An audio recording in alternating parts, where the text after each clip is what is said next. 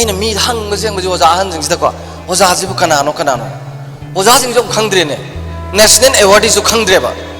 ꯃꯣꯏꯅ ꯊꯣꯛꯄ ꯑꯃ ꯍꯥꯏꯖꯤꯜꯂꯛꯀꯅꯤ ꯑꯗꯨꯗꯤ ꯄꯥꯏ ꯍꯥꯏꯖꯤꯟꯕꯩ ꯋꯥꯅꯤꯗꯅꯀꯣ ꯑꯣꯖꯥ ꯀꯅꯥꯅꯣ ꯁꯤꯗꯤ ꯈꯪꯗ꯭ꯔꯦꯕ ꯑꯩꯁꯨ ꯈꯪꯗ꯭ꯔꯦꯕ ꯈꯪꯗ ꯑꯩ ꯑꯣꯖꯥ ꯑꯣꯏꯈ꯭ꯔꯦ ꯇꯣꯂꯣꯞ ꯆꯥꯈ꯭ꯔꯦꯀꯣ 1995-6 ꯑꯣꯏꯔꯝꯒꯅꯤ ꯈꯜꯂꯦ ꯑꯩꯁꯤꯏꯍꯥꯟ ꯍꯥꯟꯅ ꯌꯨꯅꯥꯏꯇꯦꯗ ꯅꯦꯁꯟꯒꯤ ꯋꯥꯉꯥꯡ ꯆꯠꯄꯁꯦ ꯁꯤꯗ ꯁꯤꯇꯤ ꯌꯨꯅꯤꯚꯔꯁꯤꯇꯤꯅ ꯁ꯭ꯋꯤꯖꯔꯂꯦꯟꯒꯤ ꯑꯃ ꯂꯩꯌꯦꯕ ꯑꯗ ꯑꯩꯁꯦ ꯂꯩꯒꯦꯅ ꯍꯣꯡꯉꯦꯅ ꯆꯪꯉꯦꯕ ꯑꯗ ꯃꯣꯏꯒꯤ ꯔꯤꯁꯦꯞꯁꯅꯤꯁ ꯅꯨꯄꯤꯁꯦ ꯁꯤꯅ ꯑꯩꯒꯤ ꯂꯩꯅꯅꯕ ꯁꯤꯟꯕꯁꯤꯗ ꯄꯩꯁा कए लोई कए अदुगा आइगी कागी सोगा पीर कांदने मा कावर जाने एक्सक्यूज मी सर हरगा व्हाट आर यू इन हंगेबा व्हाट आर यू इन हंगबदा इना आई ओजाने हाइब को ओ माय गॉड इन माय पाइरे फोम दो शिगाइरे अदु फोम मचु मद मेलेबा को अदुगा डॉलर 10 जु ताए नुंतीगी मयाम लौनबदगी को अदु कादु वीआईपी ट्रीटमेंट ने आम लुना तौग्रे ओजाने हाइबदगी को अदु मोय आइगी लेभम गदु यम चावे लेकोन ग यावे को अदु मयामना खंगदबसे अमेरिका दा वजानतन VIP लेते there is no VIPs in America except teachers and scientists मंत्री नुंद्रिया president prime minister not VIP at all वजा खतने अमेरिका दा को अनि सुबदने फ्रांस की एपेक्स कोर्ट से सिगी मनुंग दने दोक्स दने सोक्री था फम यारे से that is only the teachers in France arrow German दने हद कुई था तरुम की ममांगदा जर्मन की प्रेमियर ना वजाम याम की तोलब से क्वाइटी हैंड में पीरनी ने लाउथोकांदा आर्मी की चीफ आर्मी की मथक की नोंगथक की पायलट की मखा की इशिंग की डॉक्टर इंजीनियर में हम लोग लागा प्रेमियर के मरिये नबने कहीं नो वजा तोलब क्वाइटी हम पीरो से याबे काय मुझे लाओ ने जर्मन की प्रेमियर लेखल का है ने नंग कना सेमे वजान सेमे नंग कना सेमे वजान सेमे नंग कना सेमे वजान सेमे नंगी वजाना ऐजू वजान सेमे वजाना सेमक तो मी पृथ्वी का नाम लेते नहीं मोई तो लोग वांग हम करी कायगे पीगरे तुम पीगरे फंगरे जापान दने वजाम तो सरकार ना गवर्नमेंट दगी पुलिस ने गवर्नमेंट का याब याब फाबे रोय जापान दा अदुग ने कोरिया दने साउथ कोरिया दने वजाम ना फंग फैसिलिटीज है इंडिया की मंत्री ने फंगोय कहीं ना they understand the importance and the values of the teachers कहीं ना मोई वजा में हमसे वजा का नानो खंगेबा अखोई वजा जिंदी व्यवहार तौदे करिगिनो अखोई वजा में हमसे वजा का नानो खंगदे अदगी दई संगे आई कार संगे को मान पिरक रिसिप्ट येंग कादने डॉक्टर धनबी लाइस्ट्रमेन थार मखाद मु असंग मनने ह्यूमन इंजीनियर थार मी साबे इंजीनियर आस आई सही मंगा मु वजा ओइग्रबनेबा मी साबे इंजीनियर ने खंगदने इंजीनियर ओइद मेत्र पुथोखरे मयामा फरक लोय तारने खले को खंगद्रमिने को अदगी अदु खंगबदगी दे आइसे प्योर तामने वजा हाइजे ओइबा पया याम जानते मी साबे इंजीनियर ने अदुगा हाई स्कूल वगैरह हायर सेकेंडरी वगैरह कॉलेज वगैरह यूनिवर्सिटी वगैरह इंस्टीट्यूशन में हमसे मी सानब फैक्ट्री दुने मी सानब फैक्ट्री दुदगी मी साबे इंजीनियर आइना थमोय यावना थौजाल हैना खंगरबा मयाम थीरगा लेसन प्लान तौरगा थोट खबा अंगांग सिंसी मेत्र सेमागा मालेम की चावरबा मफम थोंजाव लागा थोंदु हांगदो कांदा डॉक्टर होइना इंजीनियर होइना उकिल होइना लौमी होइना सिनमी होइना मतंग मतंग थमकबा थोट खबा पुक्सिन चावरबा खंगबदा मपान नाइद्रबा मीगी खुद चेनबा मीदो वजा कवेबा अदु वजा जे पवे होय यारिब्राबा अखोइना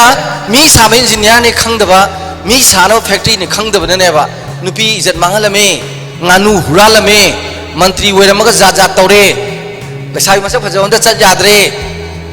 पुलिस ओइरगा अदु तौरे सेन सारे अदा तौरे अफबम तादम करिगिनो मी साबम फैक्ट्री दुदगी मी सारिबे इंजीनियर दुना अइना अइगी थबक से मी साबने ज खंगदना तौरेने and from today's onwards ओजाजिंगजु आइजु ओजानी को ओजाजिंगजु मी साबे इंजीनियर ने ज खंगबिगदबनी अदुगा लेरिबा फैक्ट्री मियाम से मी पुथोगा फैक्ट्री ने ज खंगागा अंगांग से अंगकबदा लुना तौबिरगा सेंबिगदबने वारक बखुदिंग के थमोइदगी वारकदबनी ममा पासिना मसा वारैने ना मणिपुर की ओइनादी से अंगांग दुना कोइरे सक्साबे फमदरपदा हौरानी चाव चाव नथीबुनु चाव बुदु नंग साइदो आस हरगदे तारपनी काय अंगांग फदोइनो अदु येंगनबदबो दबाय ngang देदना angang duna khalle ba haidok tabwa ni koi pa ba ma kana ai ji pok tro jala ga ado thamoi dagi warak pade kamai warak ni sak tu phajana sa ba loraga tumak pado masam mana chalu bagi tu wangkhat rang le bu nan da bi re dana ima gi ning them sana smai to si nungai te pi ga ji ira chen doi ni ko na pa din nang gi khan ma den mi khuding gi tumma da kapi ado nang na smai na tawraga di hayeng akoi no khuya tu sina hing bading amaroi keroi likai imano mang da si kai sana smai to si nungai te isa bo ta di phau ke do gi ning them ai dana mami te ira chele ma pi do ma sa gi ma khajai da tap lok tar ba nonga laga angang dun ngok sin na ga sibi ge se thamoi di warak pa koy oza su ne oza si kam phat ta ke da khoi oza sing se ngok sin na ba ngang na thi tong ni lai pha ngang lu tong lai pha ngang lu to dru si ai phal lai du bu nate lai pha ngang di lu na to dru si ya re pha re ba yam lu na koi sen chen na dana koi ni na dana nan dana to ga da ba di ngok sin na ba ngang du ne ba horen thaja bidra ga han ba da ne YouTube ta yeng bi hoji mobile de yeng su ya ni UNESCO gi ne what makes a good teacher in a lagam yaw ni si lai se apha ko mi ni ibnate malem gi angang chom ne iblai ne yoji te yeng Google sta ko what makes a good teacher in a si lai se malem gi angang chom ne pirak pam bo ne ba oza karam ba mi bu oza we ni kana bu oza pha ba noi se ada moina hai ba ne ba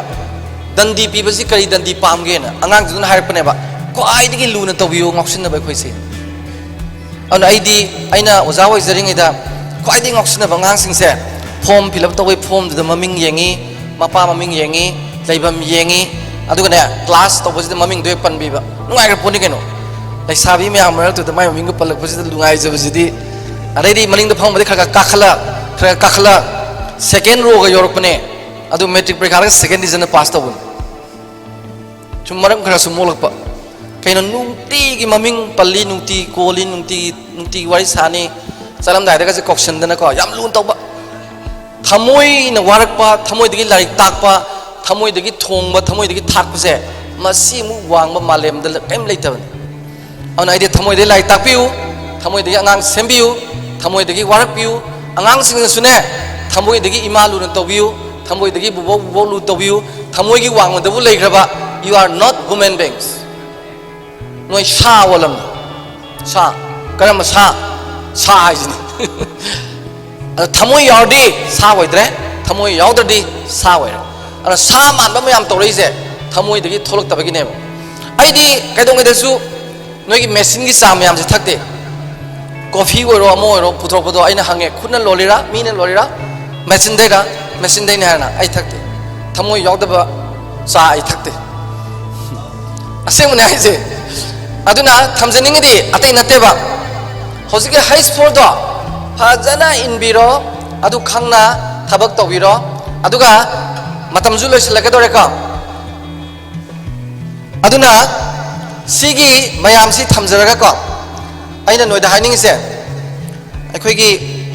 yamna cheksin gadaba kamai cheksin gadaba yong ko noina ngasi sori se kyam soigada ojana su ima ipana su akhoi pulap soiminari se kai soige de yong ko class 10 tamba angang 12 pass tore angang BA tamiba angang MA tamaba angang masagi road map leiteba akhoi loina bak se lambi chaliba mi ne ba we are all travelers you know akhoi loina bak lambi chaliba mi ni lambi chaliba mi amagi destination panthung ama laini natra adugi panthung du yongna ba chatpai se lambi ma leroidro road map ama adugi lambi du yek tana map tu leitana nang kamai chatoino lamhang na ba tabani adagidi panthung yog da tabani laibak phadana soidra yobudu masinga mani gi wane ba you have to draw road map first ko karigina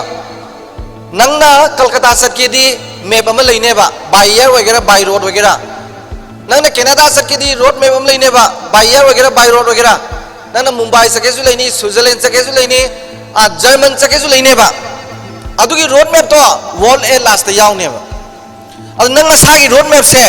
nangna oiningi ba mi nangna tongningi ba panthung do yongna ba nangi chatkada lambi se road map tine nangna yektana world a last yaw roi ba the class 10 tamagi road map yek pa yar ne ba ai 10 tame hadak 10 thadoi ni audi January February March planning yaw doi ni road map ta planning yaw doi ni ai adu toge April May June adu loige July August September du loige November October November December du loige adidi January February March ta parikha tore adidi April May da haidwe adi adu ming chalega road map lo ye khadam ne sigi se road map ye ko matam da January to March se si tawge na nang lepip je yangjin badi ai pending le badi ade ai March ong da si loige na haibse April yo na sondar pa yaroi March ki mamang losin badi ai progress le badi ai ko adu adi nang koi gadra adu adi matam mangan gadra noina matam mangan liba koi riba ngoksan ni myam jata yemogi na teba road map leite ba road map leite di panthung yo ne thajaru no si logic ni ne irai lai ba poni ne aina chaliba lambi chaliba mi mana magi panthung du yo na ba map ama lebam thok tro adugi map to ye over from today's onwards please draw the road map without this you can't attain your this destination ka kana na bu panthung yo no lambi khangdana kamai chatorige road map yek se ba ka road map ye ong asidagi adugi road map tu ye ga nang lambi chat pa do adu nang gon da sa da chen ga da gun khare lai ri ai madu hai ge ba number 1 adu ne ba national character hai se karigi national character ka ino na tom da chen ganu noi loin che lo hai ba ne ba adu ne Japanese character hai se Manipur je Japanese macha lak mapan mu ji la ba akhoi na Japan lo chala ba sahim le ga Manipur Japan won ni se nala dana lambi ga ji phajara dana yum kai ga ji set nala mong ta ni ha ade akhoi ne le ru ba Japan gi jaga do Manipur du mu holen kai no akhoi da ne apun ba collective oi ba character ma khoi sakatri ba mai nu pa duna tai ki re mai nu pi duna ke tha ba da loi re khujin ga je si da pisum da sang du ma chu manala sange ha khuji ga je sana gi swai mu yong ga si re komla som saw du ma ku phajana khwe mapang du lok tho mai nu pa da ille le sim bizar thori ye kangla pa ki yor pai swai nakan do maku do kar manung da sai ne na sorok ta podrop long thadaram adui character du na di yaroi ba ko haija khangje da ba ju na te imai bel sing na bus to hawai maku sum ko ga sorok ta hawai maku me pudur long thadaram kai de ba khangra haigra moi bo mai thadaram ba Manipur ne ba kai no we didn't have our collective national character akhoi da du leita ba ko aduna map tu chapa matam da tawgada ba se ahum ai soidana tawgada ba ahum hage ko pithibhi da na asing ba ngang sing ne halaroi da por hum jam nu toy ba unreturnable things no unreturnable things pithibhi da ahum le kari kai no ngang thokhi ba ngang gi ba se amu halo ya ro so ya ro ko aduna yam section ngang ga da ima ipa da ngang ba da su oza da ngang ba da su maru mapa ngang ba da su atai da ngang ba da su ko tuminna yam na khallaga men ta tam na ngang ba suk soi da ba se wangang ba da akhoi mantri myam soina da na pharak tai jur ba bangang thoki ba do ana wangang ba si amu halak pa ya da bane sima section lo ani si ba da ne matam sidi ngarang du ngasi la roi ko ngasai tu su la roi yam section ga da bani ko madi son haloi da bani kwai ta gi tang ba se malem sida ma ne lupa sanga du di mang ga su thi da ju ai ba hayeng lising ma tan be ai ba ko adu ngarang chat ki ba do adu amu hala roi ko ngasai tu bo hala roi aduna asing mi sing na ne matam ji am lik na si nei chu ji sang nin sa laga muk sume thup sa laga muk sume bondung tar ga muk sum ga dustbin du hun dok pa da mai no ma je sum tat laga tha ga da no ma sum le hodra ba ahing do tum dra su that night never backs again in your life punsi da haloi da ba hing ma ne ba numi da ba ne ba ko aduna matam ji ga om su da punsi life is so precious you know kayam tangi ong ko punsi je nang na primitive history gi tamma matam da surung da le ngai phi set pa hi tingai digina masing thingam da mi myam pokhram ne masing thingam da mi myam sigram ne uncountable numbers of the people who are born and dead that is natural process chumdra maduda noi pokhi ba yaw na te ba na wai nang America no na pok na te China da Chinese no na pok na te Japan da Japanese no na pok na te ba handa hingi je amuk sire da na halaro one way ni you have got only one ticket to come on earth akhoi na pithibhi da lai je amuk tang ticket phanga lak pne ba hana ju pok te matung da ju poi ticket counter kana no counter ha ima इमा नग ticket पीदे नंग पृथ्वी लाखबो आते इमाई booking दो हांगतोर का नंग थोलइने अदुने इमा याम Lun तौ अदुने नंग हेक पुंसीदा इमा की पीदे तौर बाबा खोमलांग नामगी लमन Singham ngam de haise because of that an mama pa sati ne luna tawba mabu mabok sati ne luna tawba angang se mi oidaba su amati yaudam kayon da bubuduna bubokuna tubam daida aigi suje na de yektana matik saba man hek ningjab thungbo isar sunu nungti gi bor piba laifam chama ga nipan nang na khorma da pirak pa lai gi bor du da gi bor nen kan ga da anoi di naubo as ai di hoji mau na khar yaubra se yaw mane ko ai mau na ji pi le sing mau bok tu na masunu pa da ibungo ising batiram ta poro haiba masunu pa du ising du sok dei tau jari ba ado mai mau do adu na thonau gi ne so unu ne kham jan pra bera ni kamai tinu gyalam ta de ado si ne maram oidana emotional consent suli lek ta basina hayeng macha du na sauraga matik charge ma bulu na ka su tawre ke khanga da bane ka aduna thamjaning se sigi national character sida nangi punsi ji asugi matik ta e khangam ni na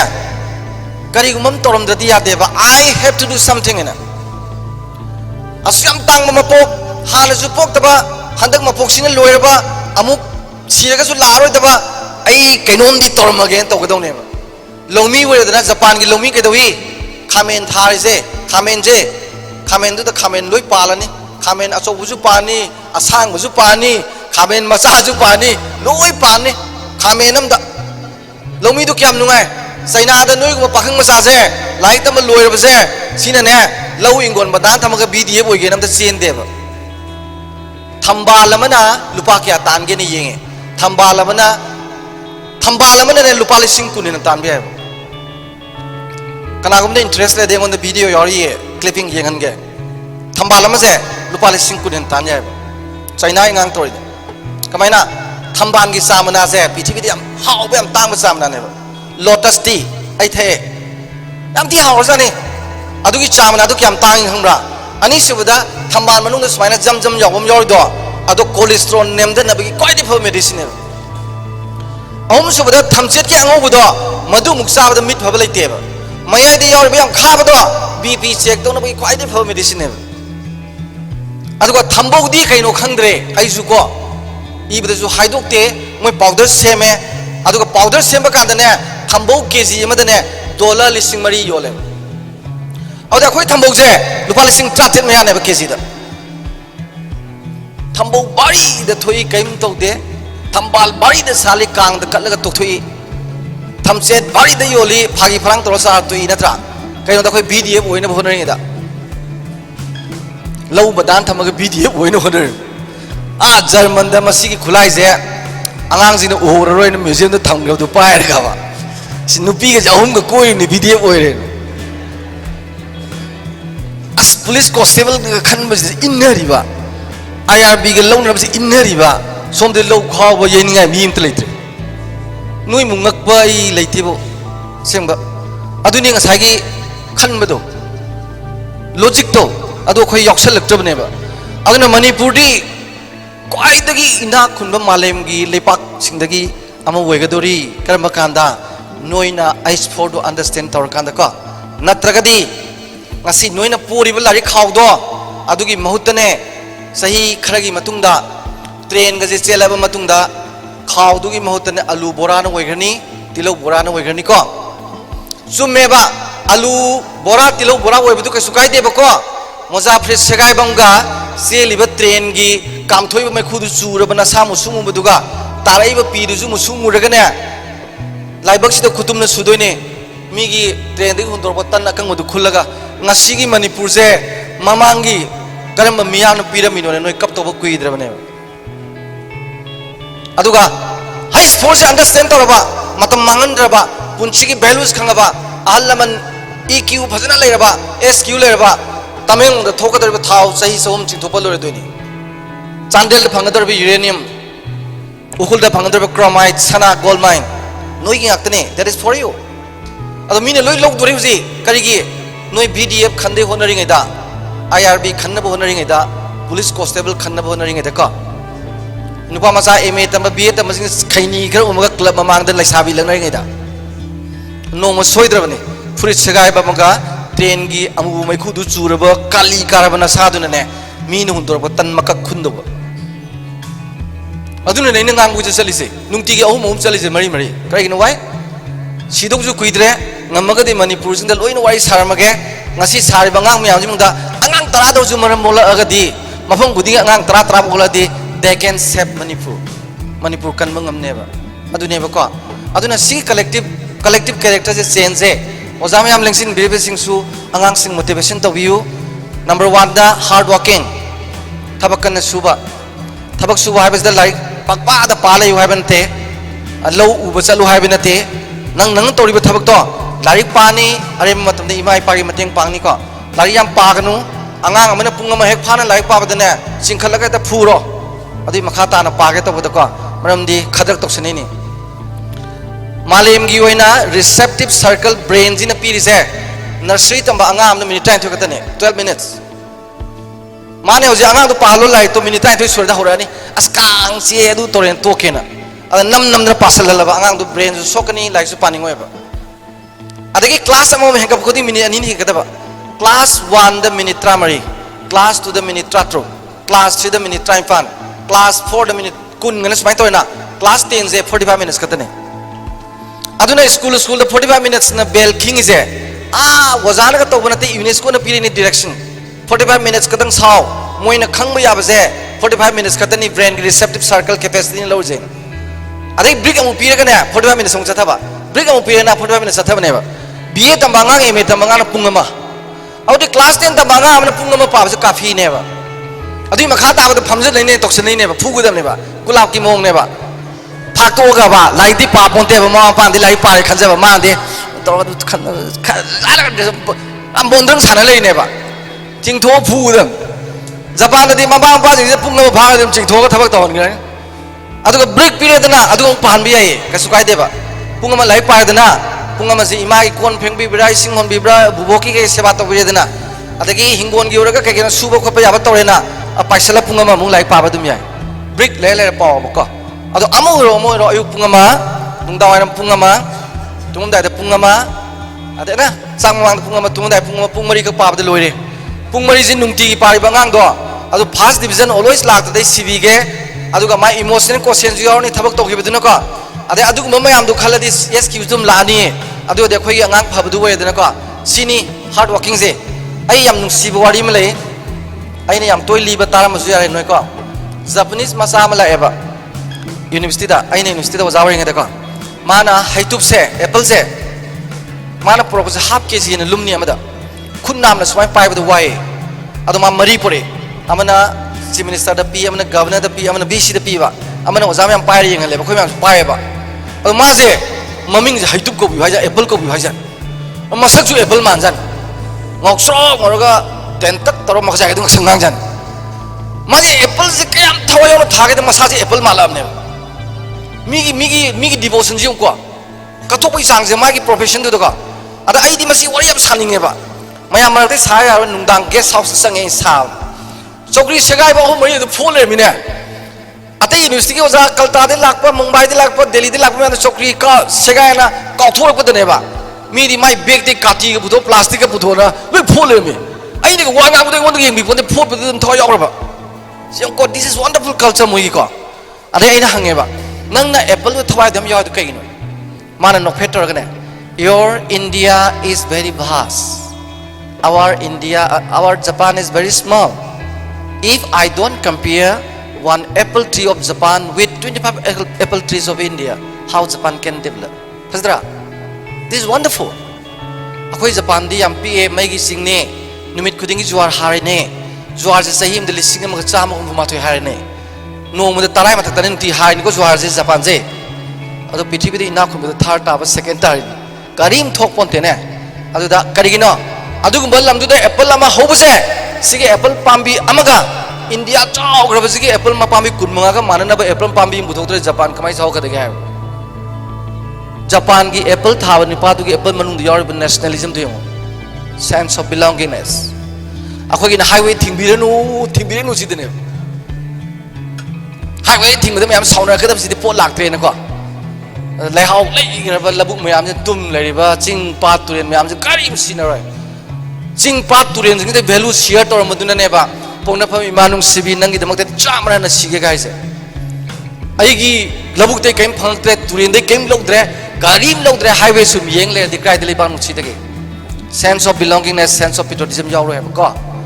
अदुना मोय hard working is very important अनि सुबदे sincerity सारगा चाय हुरगा हुई है को सारगा चाय हुरगा हुई ए अदु यानिंगदे यानिंगी सेंग सेंग ट्रांसपेरेंट होइबा ट्रांसपेरेंसी इसे नोय नगसी स्मार्ट हाइज केम नथे को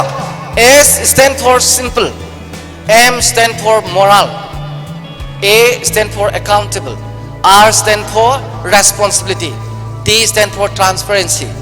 Transparency is a sarkar da zu leitraba yum da zu leitraba isa da zu leitraba nang mi soi orodam.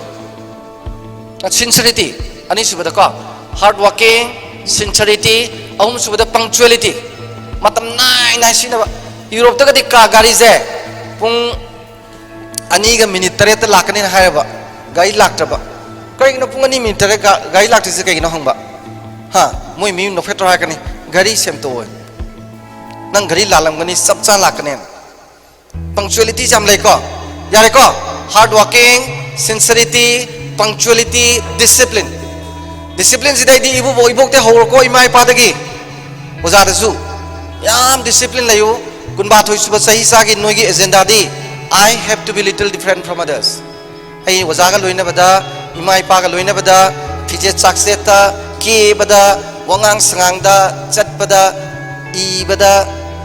ai mu tongan ba le mo na khala walk to gadam ne I have to be little bit different from others. Se kun ma thoi suba sahi sa gi naha mayam gi agenda ne ko yare ko hard working, sincerity, punctuality, discipline, firm determination. Once togena khanga di hong da firep to aduga sense of belongingness, sense of patriotism sibu leiraba ko mase national character ka weba si leiraba lebak to magic tong so kane ko leina ba honor singa sidagi ko ai program ani leiri adun losilage aroi badane aina wari malininge aina hek wangang bada si wari li da bamta yawa lirage ba ko aina Netherlands ai training si loiraga hayeng chatkane ba ngasido ada Professor Sylvain nama akoi mal international gi laiba mayam do ada man wari li man kamai li mas hai ko yamun taw mabubo aniga masunupa amagane mare yenaba mabubo si da ngam laiba ada masunupa ani sina nomadi ngasidi pupusi maithi halazena laikonde gulam phar pureba ko गुलाब से फार्स भाई पुरे नहीं दरा पुरे बो को नाजे गुलाब से पुपु से यार बो गुलाब से अहिंग ब्रा सी ब्रा दोई ने बा अदा मौ बॉक्स ने अहिंग बने यार पाछला हाथोक देबा सीरियसली हाय देबा अदे मौ बोना सी बने ना हादो को पाहिंग देबा पुपु सिंग सिदी इमाई दे माई थीरे न गुलाब से पुरा हंग ने बा पुपु से यार बो गुलाब से अहिंग ब्रा सी ब्रा अदा मौ बोना नो खुमक ने बा इशु सा अदु वहांग दो हंगनो गुलाब की हिंग ब सिबदो नंगी खुबा मनुंग दे लेना Adumaina, don't blame to your teachers, don't blame to your parents. Ipai marasu nange noina sembi da na mangi ni gain hai gano, ojaji ni ju blame to gano, nangne nangi arang mapunsi do, nangi khwaidagi pamjaba panthung du yob do, nangi khuba manung da phong sabadu da gulab yob do no yob ne ba ko. Adugane miyoi benina ipai ma paisa paim da bayai, yamba jing haneng biram da bayai. Aigi ni ko haibada kanam ta lem da basu yai adu arju kai mun sathi gano aidi ten kapadane maning sum halaga ching bani ko maning hanjanu ka sukai di bin do me amje sum laksanu ka sukai di ko la ingai sangtor ka doi ni ko masina ne aigi miyeng aigi target sumaba nong khudong sabad mi thador ko matam dane mana yunga da stroke to atai ten kapa mi de ge duni hene